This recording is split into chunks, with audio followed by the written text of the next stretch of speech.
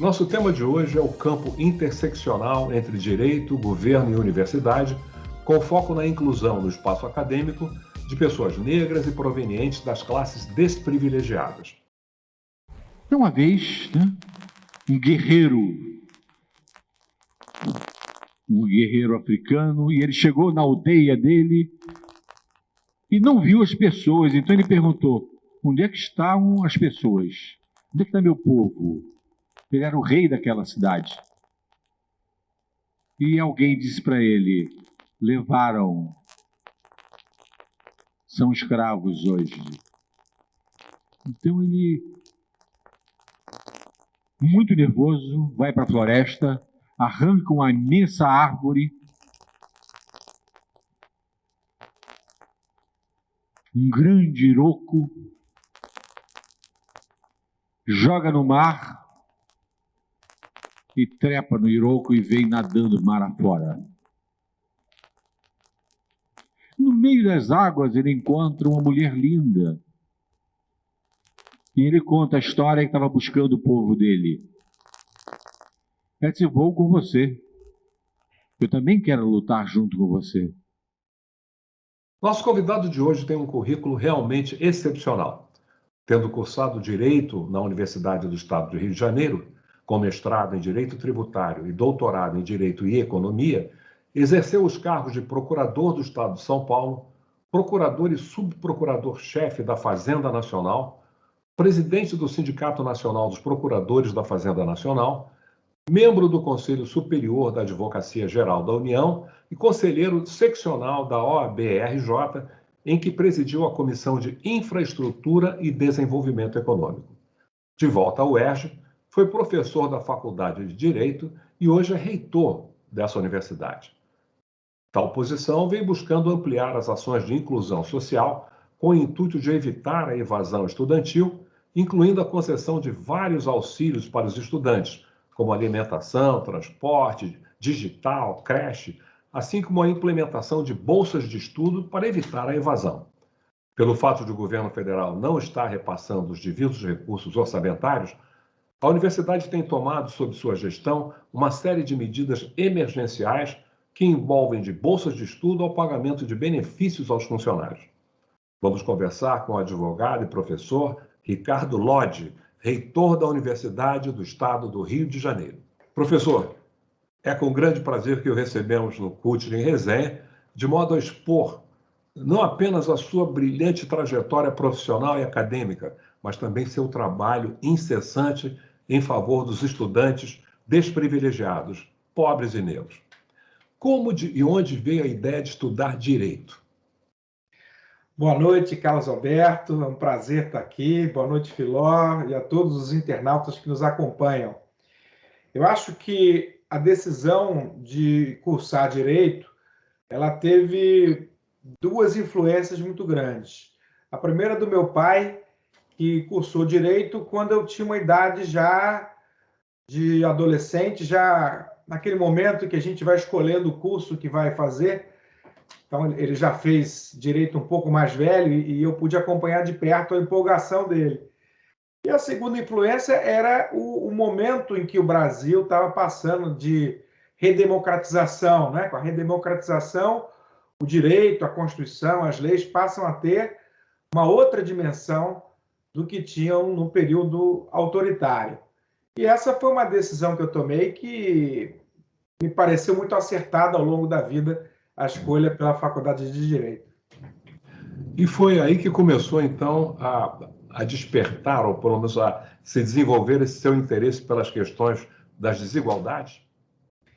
Sim, talvez a busca pelo direito já tenha sido influenciada por isso, mas na faculdade, ao longo dos 5 anos de curso, realmente se solidificou a necessidade de fazer uma atuação voltada para o combate às desigualdades, para a luta por um Brasil mais justo e para o fortalecimento da democracia. Sem dúvida alguma, esse período na UERJ foi muito importante nesse sentido.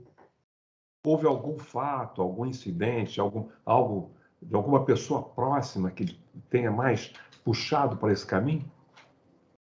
Como eu disse, acho que a grande influência, a gente pode identificar uma pessoa, foi meu pai, né, que me incentivou muito a fazer direito, e essa era um orgulho e uma alegria dele, né? E ele já era ligado também nessas questões de igualdade? Sim, o meu pai, ele, quando jovem, pensava em fazer direito, chegou a se preparar para o vestibular à época, para o exame de seleção à época, mas ele era militar. E no momento em que ele se preparava para os exames, a tropa entrou em prontidão em virtude da renúncia do presidente Jânio Quadros. E aí, com a carreira militar, ele acabou adiando muito esse sonho, que só veio a ser retomado quando ele já estava aposentado. Por isso que eu pude acompanhar de perto, né? Em 61 nem sonhava em nascer, né? Mas quando ele fez direito, eu já estava com meus 14 anos e acompanhei bem de perto. Essa foi a maior influência. E uma fase extremamente turbulenta, né, da vida política nacional.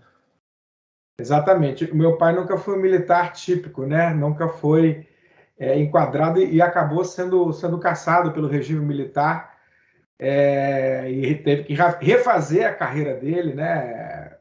Fazendo um outro concurso, foi fiscal de rendas. Eu acompanhava a luta dele. Os militares tentaram impedir a posse dele no município também. Ele teve que ir até o Supremo Tribunal Federal para conseguir o cargo pelo qual ele tinha sido aprovado em concurso. Então, tudo isso acaba, né, Carlos, estimulando o adolescente que está descobrindo as coisas e que está escolhendo o seu futuro, né? Especialmente essa questão da injustiça, que deve ter sido algo extremamente doloroso para ele e para a família em geral. Foi um período muito difícil, porque na época ele passou a receber metade dos vencimentos que recebia quando estava em exercício do cargo, e a família teve que se adaptar a essa nova realidade de uma hora para outra, né? Mas acabou que contribuiu para forjar o pessoal na luta, né? Os tais males que vêm para bem. Exatamente. Antes de trabalhar na UERJ, a sua alma mater, como diriam os americanos, o senhor fundou uma firma de advocacia, Ricardo Lodge Advogados. Poderia citar um caso importante em que sua firma tem atuado? O caso mais importante da minha atuação profissional como advogado foi o impeachment da presidenta Dilma Rousseff. Eu atuei na defesa dela em várias fases do processo de impeachment na Câmara e no Senado, e depois no Tribunal de Contas da União assumimos a defesa dela também. Foi um período muito difícil, porque todo mundo sabe que não foi um julgamento técnico, não foi um julgamento baseado no direito, tampouco nas contas, e sim um verdadeiro golpe perpetrado pelo parlamento, né, com o apoio da grande mídia e com os resultados catastróficos que a gente vê hoje. Existem, exatamente. E a carreira de procurador? A carreira de procurador também foi uma inspiração do meu pai. Como eu disse, meu pai era fiscal de rendas, e eu sempre me senti atraído por essa área fazendária. Logo que saí da UERJ, prestei concurso público, inicialmente para procurador do Estado de São Paulo, mas eu não queria continuar morando em São Paulo, né? Eu queria voltar a morar no Rio. E aí prestei novo concurso para procurador da Fazenda Nacional. Ali fiquei bastante tempo e descobri essa aproximação com o direito tributário, que já vinha, de certa forma, desde o estágio, e também pelo convívio com meu pai, que trabalhava com direito tributário. Mas foi na Procuradoria da Fazenda que eu aprofundei muito os estudos em direito tributário, pela atuação prática. Acabei fazendo mestrado em direito tributário, depois doutorado numa área afim, que é direito e economia. E foi lá na Procuradoria também que eu comecei, fui presidente do Sindicato dos Procuradores, né? Portanto, uma atuação na micropolítica, digamos assim, né? Que foi muito importante também na defesa do serviço público, contra a primeira reforma administrativa do governo Fernando Henrique. Então, foi um período muito rico na constituição do que eu sou hoje, né? Poderia explicar para nós, leigos, como é que atua exatamente um procurador da área da Fazenda? O procurador da Fazenda, ele defende a União nas causas de natureza tributária. Tanto quando uma empresa questiona o pagamento de um tributo, o procurador da Fazenda Nacional, ele é quem defende a União. É quem cobra também os sonegadores, aqueles que deixam de pagar os seus tributos, e é uma carreira que tem esse compromisso com a arrecadação de recursos que são essenciais para o Estado Social. Mas houve também uma atuação sua, que parece bastante importante, na área sindical, né? Como é que foi isso? Sim, quando eu entrei na Procuradoria da Fazenda, nós entramos em grande número. Na época eram 100 e poucos procuradores no Brasil inteiro, nós entramos em 300. E entramos, como todos jovens, cheios de razão, né? Achando que o mundo estava começando com a nossa entrada, né? Isso foi uma grande revolução na Procuradoria e eu acabei, com 2 anos de casa, representando a minha geração na eleição para o Sindicato dos Procuradores, que também foi bastante importante. Eu fui presidente do Sindicato Nacional dos Procuradores da Fazenda Nacional com 26 anos de idade. Então, tem gente que ouve falar de mim há muito tempo, acho que eu sou bem mais velho do que de fato eu sou, porque realmente tudo isso começou muito cedo. E ali houve enfrentamentos muito importantes, num período muito difícil para o servidor público federal, que foi o governo Fernando Henrique, né? Quando se ficou 8 anos sem aumento, houve perda de uma série de direitos. Então, estar no sindicato naquele momento era a exigência do confronto permanente, uma atuação no Congresso Nacional, no Poder Judiciário. Foi muito rico esse período. E é interessante que, quando se fala, então, de perda de direitos de servidores públicos, as pessoas vão pensar imediatamente nesse atual governo e não no governo Fernando Henrique. Ali foi o começo, né? A gente não imaginava que depois poderíamos chegar a um momento muito mais grave como o atual, né? Hoje, olhando numa perspectiva histórica, o governo Fernando Henrique, ele foi um governo neoliberal, ele foi um governo que retirou direitos dos trabalhadores, mas ali a democracia nunca esteve em risco. Não tivemos no governo Fernando Henrique risco de quebra institucional como hoje vivenciamos diariamente, e uma destruição de direitos muito mais significativa do que naquele tempo, como hoje se propõe o fim do serviço público como nós conhecemos, né? O fim dos concursos, o fim da estabilidade, o fim de todos aquele rol de garantias que permite que o servidor público esteja livre das pressões políticas e do mercado. Muita gente acha que estabilidade é um privilégio. Essas pessoas que lá estão selecionadas para o concurso público, poderiam estar fazendo qualquer outra coisa da vida delas. Mas o importante é que não é possível, com a estabilidade, chegar um político como o presidente da República atualmente e querer botar a tropa de choque dele retirando aqueles que lá estão, né? Transformar os servidores, então, em servidores do governo e não do Estado, não é isso? Exatamente. Nós gostaríamos de saber também como é que se deu esse seu retorno ao UERJ, né? De que forma o que o impeliu, mas isso a gente vai abordar com a primeira pergunta do próximo bloco.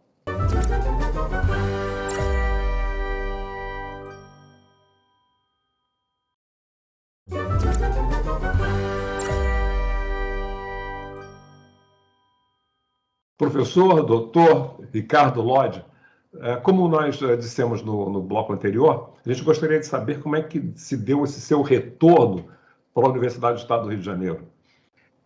Quando eu ainda era procurador da Fazenda, eu comecei a dar aula em curso preparatório para concurso público. Comecei no próprio concurso de procurador da Fazenda. E comecei a gostar muito de lecionar. E não era uma coisa que eu tinha conhecido até então, que eu achasse que ia fazer no futuro. Dei aula para concurso público muitos anos e, como a coisa começou a dar certo, começaram a surgir convites para as universidades, para os cursos de pós-graduação lato sensu. Eu dei aula há muito tempo na Fundação Getúlio Vargas, na Universidade Cândido Mendes. E aí, uma vez já sendo professor universitário, é claro que o desejo de voltar ao UERJ começou a bater forte. Mas, naquele momento, como hoje ainda a UERJ só abria concurso para professor adjunto, o que exige o mestrado e doutorado.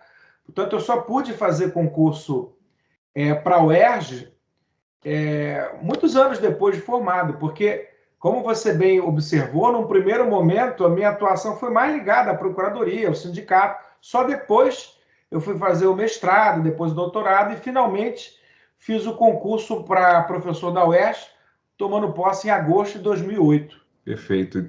E desde então o vínculo, né, tem se mantido. Exatamente 20 anos atrás, graças a uma lei aprovada pela Alerj, a UERJ se tornou, juntamente com a UENF, a primeira universidade no Brasil a adotar um programa de ação afirmativa com recorte racial.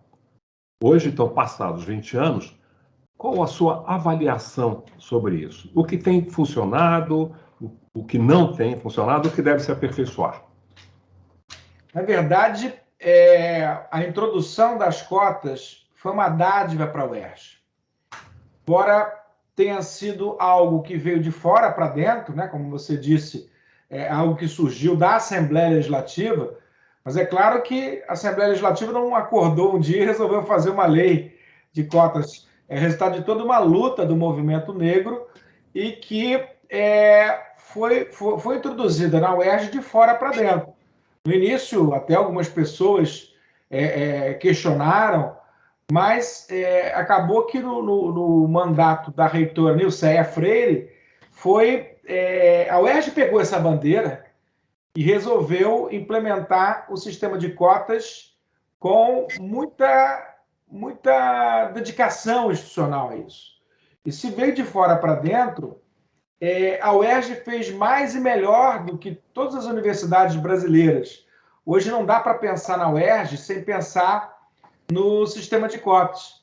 E eu acho que nesses 20 anos é fácil perceber como a UERJ cresceu em todos os rankings de excelência acadêmica, tanto na graduação quanto na pós-graduação. A UERJ, que há 20 anos atrás era considerada uma grande escola de ensino superior, mas de pouca importância na pesquisa científica, se tornou, nesses 20 anos, uma das maiores universidades em termos de pesquisa de pós-graduação. E é também importante ressaltar aqui, Carlos, que os alunos cotistas são os que mais aproveitam a universidade, porque a taxa de evasão nos cotistas é significativamente menor do que dos candidatos de ampla concorrência. Pouca gente sabe, mas muita gente fica pelo meio do caminho, né? Nos candidatos de ampla concorrência, apenas 30% concluem o curso. E nos cotistas, esse percentual sobe para 42%, que é algo muito mais significativo. Agora, não basta dar vaga. A gente sabe que, para que essa evasão diminua, é preciso um rol de proteção para que esse estudante que tem uma condição periférica possa superar as dificuldades e concluir o seu curso com êxito. Por isso é muito importante a preocupação com a permanência estudantil. A UERJ instituiu a Bolsa Permanência, né, que garante uma subsistência mínima para o cotista ao longo do curso. E agora, nessa gestão, no enfrentamento da pandemia, nós ampliamos muito o rol de direitos dos cotistas, e acho que isso foi decisivo para que a nossa evasão não aumentasse durante a pandemia, o que era uma grande preocupação nossa. A UERJ, como todas as universidades, foi obrigada, com a pandemia, a passar do presencial para o remoto. Agora estamos fazendo o movimento inverso, né? Mas naquele momento havia uma grande preocupação, já que nós temos não só os cotistas, mas nós temos alunos que, embora ingressando pela ampla pela ampla concorrência, são de uma vulnerabilidade social muito intensa. E aí muita gente dizia, isso não vai dar certo. Pelo perfil do aluno da UERJ, não vai funcionar o ensino remoto emergencial. Eu falei, mas tem que funcionar, porque é o que a gente tem para hoje. Tinha gente que defendia que a UERJ ficasse fechada até o fim da pandemia. Você imagina, agora 2 anos de pandemia, praticamente, a UERJ teria desaparecido se não tivesse investido no ensino remoto emergencial. E aí foi necessário fazer um grande plano de inclusão digital, distribuindo tablets para os alunos cotistas e em vulnerabilidade, pacote de dados, auxílio emergencial. E já nesse ano, quando a gente conquistou alguns direitos pelos quais a gente vinha lutando há muito tempo, como o cumprimento do índice da educação, ou seja, a Constituição determina que 25% da receita dos impostos seja aplicada em educação. E isso não vinha sendo cumprido. A gente foi brigar para que isso fosse ser cumprido, inclusive durante o regime de recuperação fiscal do Estado do Rio de Janeiro. E essa luta a gente trava todos os dias e vem ganhando. E no ano de 21, a gente pôde fazer, em termos de permanência estudantil, o que há muitos anos se ansiava, ampliando a permanência estudantil significativamente, como auxílio creche, no valor de R$ 900 por criança, para pais e mães, alunos da UERJ. É bom que se diga isso, é para pai e para mãe, que os pais também têm responsabilidades. Casados ou solteiros, pouco importa. Basta que tenha filho até 7 anos e esteja matriculado, com a matrícula ativa, nos nossos cursos. Criamos o auxílio alimentação, que teve como motivação o fechamento do restaurante universitário em razão da pandemia. Com R$ 300 que o aluno da UERJ recebe, o aluno cotista em vulnerabilidade recebe por mês para auxiliar a sua alimentação. Inclusive, nós só temos restaurante universitário no Maracanã. Já iniciamos os projetos para construir os restaurantes nos outros campi. Enquanto isso não acontecer, o auxílio alimentação vai permanecer, onde não houver em funcionamento o restaurante universitário. Ou aqueles que quiserem continuar recebendo o auxílio vão pagar, não o preço subsidiado, mas vão pagar o preço que professores e funcionários pagam, preço normal. E começamos a nos preocupar também com outros problemas que não são da UERJ nem do governo do Estado, mas que prejudicam muito a vida dos nossos alunos, como o bilhete, o bilhete do estudante, né? o passe livre, que vinha sendo pago pelo município do Rio de Janeiro, deixou de ser pago na pandemia.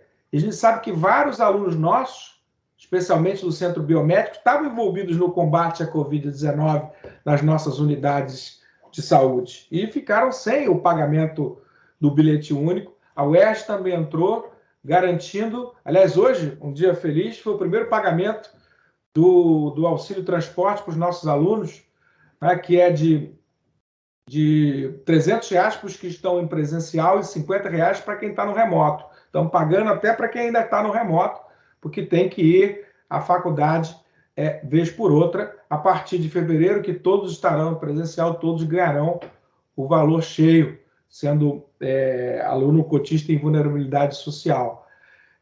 Temos também o auxílio material didático, que antigamente era dado em livros e dificilmente chegava à mão do aluno a tempo. Hoje é pago em dinheiro, com muito mais rapidez, R$ 600 por semestre, para que ele adquira seu material didático. Estamos preocupados também com a pobreza menstrual. Vamos fornecer, na volta às aulas, o absorvente higiênico para os nossos alunos. Também nos preocupamos, aí, como você falou, com o inadimplemento do governo federal das bolsas PIBID, que são bolsas pagas aos alunos de graduação da licenciatura, que são muito importantes para o pleno funcionamento desses cursos. Então, a UERJ também assumiu isso, até que o governo federal volte a pagar como era até então. É claro que isso não se faz num passe de mágica, foi preciso ir buscar os recursos e inverter as prioridades, que para nós é preciso colocar os mais pobres no orçamento. Essa é a nossa prioridade. os alunos são a razão de ser da instituição e é preciso dar plenas condições para que essa vaga que o povo do Estado do Rio de Janeiro está oferecendo para os estudantes seja objeto de uma conclusão de curso com êxito, para que esse aluno também possa ingressar no mercado de trabalho e ter um êxito profissional. E uma coisa interessante na sua fala é que ela desmente, a partir dos dados concretos da realidade, muitas daquelas previsões catastrofistas que se faziam a respeito dessas medidas de ação afirmativa, seja para negros, para pobres, de que esses estudantes não conseguiriam acompanhar os cursos que fizessem, de que eles, enfim, haveria invasão, de que eles não conseguiriam concluir, de que isso faria com que o desempenho da universidade como um todo caísse. E, na verdade, a sua fala mostra que, pelo contrário, ela subiu. Mas uma atuação também importante tem sido em favor dos próprios funcionários, não é verdade? Direitos que eles estavam sendo negados na prática. Como é que tem sido isso? É verdade que a reitoria da UERJ não pode aumentar o salário do servidor público, que sempre depende de lei. Mas naquilo que está dentro da nossa esfera de atuação, a gente tem trabalhado bastante para melhorar a situação dos funcionários, sejam eles professores ou técnico-administrativos. Nesse sentido, a gente reajustou em 50% o auxílio alimentação e auxílio creche de professores e técnicos. Criamos um auxílio tecnológico, agora vai ser paga a segunda parcela, porque, claro, nesse ensino remoto emergencial, professores e técnicos passaram a ter gastos em casa para poder desempenhar as suas atividades. Destravamos concursos, promoções e progressões que vinham atrasadas há muito tempo. Encaminhamos um plano de cargos e salários para os nossos técnicos ao governo do Estado, está sendo estudado pela Casa Civil, porque a gente acredita muito que a universidade, que é tão importante para a sociedade, não vai ter êxito se os servidores públicos não forem prestigiados, não forem bem remunerados e estimulados. Nós temos vivido uma realidade de retrocesso econômico. Eu queria que, em breves palavras, o senhor pudesse nos dar uma ideia da sua visão do que está acontecendo e como é que a gente pode superar isso. O quadro atual é muito difícil, porque nós temos um governo federal que não tem compromisso com o desenvolvimento nacional. É preciso modificar essas prioridades para que o Brasil e os brasileiros voltem a ser prioridade. O Brasil tem muitas potencialidades, eu acredito muito no sucesso do nosso país e do nosso povo. Precisamos acertar melhor no ano que vem para termos um governo com compromisso com o povo brasileiro. Muitos de nós temos passado por um momento de incerteza, de angústia, de aflição com relação ao futuro, mas o seu trabalho, a sua fala, retratando o que tem sido feito na sua área, mostra que é possível, sim, é possível resistir, é possível avançar e que vamos chegar lá. Vamos voltar a um patamar, pelo menos decente, de atividade na área pública, especialmente nas universidades. Muito obrigado. Com certeza, foi um prazer estar aqui com vocês.